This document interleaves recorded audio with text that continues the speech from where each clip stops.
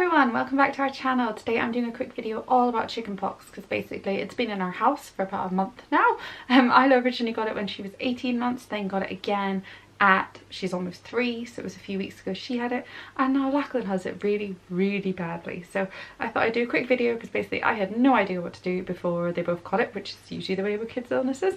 Just a quick video all about what it is, what you can do to help your kids, and when you might need to get some extra help like we have. So first of all, what is chickenpox? So chickenpox is a viral disease, I believe, also known as varicella, something like that, and it basically happens when a person is exposed to the varicella, I don't know if I'm pronouncing that right, zoster virus, which sounds very bleh. It usually presents itself in small itchy blisters that start on your face or chest or back and then eventually spread to the rest of your body. You can also get a fever with it, you can get very ill with it. It is more common in kids than it is in adults, and it's more of a problem in adults than it is in kids unless they have weakened immune systems or they're under 4 weeks old, I believe. It's also very dangerous for pregnant people and for people, elderly people who again have weakened immune systems. I've had a lot of questions asking about vaccinations because on a lot of my videos and whatever I've posted about Lachlan and Isla. In the UK we do not vaccinate against it. Well, we do, you can do it privately, which I never knew. I think it's about £80 a jab, and I will be doing it for my 3rd child, I think. Yeah, the NHS don't provide it, which is fair enough, it's very expensive, and also I believe it's because they don't want to increase the incidence of shingles, which is another virus you can get, or a horrible thing. It can be really nasty when you're older, and if you've had chickenpox when you're younger, it kind of lies dormant, and then if you get exposed again to something, you can get shingles, which can cause a lot of complications. I think that's another reason the government don't want to vaccinate against it, because then more older people will get iller if kids don't have chickenpox, because basically when kids have chickenpox and adults get come into contact with it, it acts as a booster system against shingles. So that's what I've been led to believe. Someone who's got chickenpox is highly contagious from 1 or 2 days before the spots come out, which you can't know, and all the way through until every single blister has scabbed over. So quickly on to what we've been doing to try and help our kids with the chickenpox. First up, oat bath, something I'd never heard of until chickenpox came along. So all you need are oats, a sock, this one looks a bit funny because we were using it last night, and a glass to make it easier to get the oats into the sock. I've poured some oats into the glass, then I put the sock over the top of it and tip it upside down so all the oats go down into the bottom. Then you just pop the sock over the hot tap and watch your oaty water come out the bottom. I find sometimes I have to give it like a bit of a squeeze to get some of the stronger oaty stuff out. That looks really weird.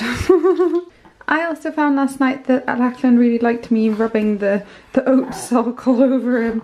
Oh my goodness, we're excited. I don't know if it adds to the soothing a little bit more, but he seems to like it. Here he is in the oat bath. He still can't hold himself up yet, so it's literally heartbreaking seeing them all out like this. I've never seen such bad pox. Look at his skull. So when drying him, I'm trying to pat them instead of rubbing them, so I don't want to aggravate them. And making sure every single little bit of them's dry because we don't want any infections to start, do we? Next up is calamine lotion, which we've not had a lot of success with, to be honest. I didn't use it with Isla at all because I was using something else, and then with Lachlan I tried it because he couldn't have the other thing. Well, I thought he couldn't, but the doctors okayed it now. But yeah, it's meant to take out the itchiness. It's very chalky. You put it all over, it smells very strongly, and I've heard it's very good in a lot of cases, and a friend also said if you put it in a spray bottle and spray it on and keep it in the fridge, it can bring a lot of relief. So definitely one to try. It hasn't worked that great for us, but definitely give it a go. The next thing we tried is this virus soothe, which comes in either a spray like this or a gel, and it did really well for the toddler. She loved it. She even said as soon as we put it on, she was like, ooh, cool, and like it felt cold on her, and it sort of brought down the rash quite a bit. So yeah, this is really good stuff. A little bit pricey. We got it off Amazon. I think you can get it in Asda and Boots and your usual places, but it is a chickenpox relief cooling spray gel, and it also helps with scarring as well, I believe. So definitely give that one a go. This got recommended to me a lot on Instagram and on YouTube. It is Poxclone, which is a cool mousse for children with chickenpox, obviously. It is a patented bioactive bacterial blocker derived from natural plants apparently, and it blocks the bacteria from attacking the skin and then reduces the chance of infections. This would be really good for adults and older kids because obviously when they can scratch, that's when you usually get the bacterial infection because of bacteria under your nails and things like that. So very handy. Also helps to prevent scarring as well. I've started using this on Lachlan because the doctor said I could, and I think it does bring him relief, but he sometimes screams when I put it on because he's got a lot of infected spots and a lot of he has a lot of spots. So I think this is quite intense for him, but once it's on and once it's all over him, it does calm him down. So I assume it's working. Puritans. So this was a lifesaver with the toddler. It completely stopped her itchiness towards the peak of her chickenpox. And yeah, it's just really, really good stuff, easy to get over the counter at a pharmacy. But when it came to, this is actually a prescribed one, I don't know if you can see on the side here, because when I take Lachlan to the doctor, under ones aren't supposed to get this unless it's under medical supervision. So he's got it now, and he gets 2.5 mils twice a day, so I just give it to him in the morning and the evening. It can make your kids really drowsy, so be careful and keep a watch on them overnight as well. If your little one gets a fever with it, which both my kids have done, paracetamol is probably, I think it is the only thing you should use. You should 100% not use Nurofen, because it can actually make it a lot worse. I don't know if you've seen the photo that's gone around social media and that in the past of this poor boy that got actually prescribed it, I think, by doctors because they didn't know, and it actually made the chickenpox go even deeper into his skin, and he ended up really ill. So no Nurofen. A lot of people have seen Lachlan's photo, thought I'd given him Nurofen just because of the way he looked, but I definitely haven't. And yeah, paracetamol, so Calpol, always a winner. In Lachlan's case, I'm not one for taking my kids to the doctor willy-nilly. I'm not really an antibiotic person or a person that kind of worries. I'm not like an over worrier.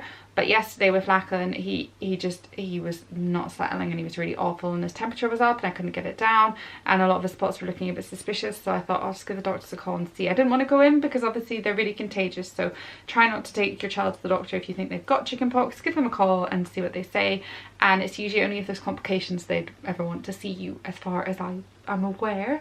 So we ended up going in at closing time to see a doctor, a really great doctor, I really like him. And he said, I went in and I was like, oh, can you tell me what spots will look like if they're infected? And he like pointed to Lachlan's head and was like, all of them. I was like, oh god, I'm such a bad mom. So yeah, Lachlan's spots have gotten pretty infected, so we are now on amoxicillin, which is this lovely yellow liquid here, which smells like, apparently it's meant to smell like bananas. Kind of does. I vaguely remember it from my childhood, but Isla's never had antibiotics, and this is Lachlan's first time, so I've not seen this in a very long time. But I had to give it to him in the doctor's first time just to make sure he didn't react. You have to keep it in the fridge, keep it nice and cold so it's all nice and fresh. And he is getting 1 5ml spoonful, or in the syringe, 3 times a day to help with the infection of his spots. If his symptoms don't calm down in the next 24 hours, then he might get given an antiviral and we might end up in hospital, which is really horrible. So fingers crossed. He's actually sleeping for the first time today right now, so I'm hoping he can rest and get better. So yeah, that is my little video all about chickenpox. So hopefully it'll help any of you that are yet to go through it to be a bit prepared, or who are going through it to maybe try something different out, see if you can relieve the symptoms a little bit more, because it is really horrible. And like I mentioned before, I would have never considered getting my kids vaccinated for chickenpox before, but after what Lachlan's going through, I know it's a very bad case. The doctor said that's the worst case he's seen, but it's just horrible, really horrible. So I might, if and when we have a third child in the very far future, they might be getting vaccinated. Anyway, thanks for watching. Don't forget to subscribe, don't forget to give us a thumbs up if this video helped you in any way, and yeah, we'll see you very soon. Bye.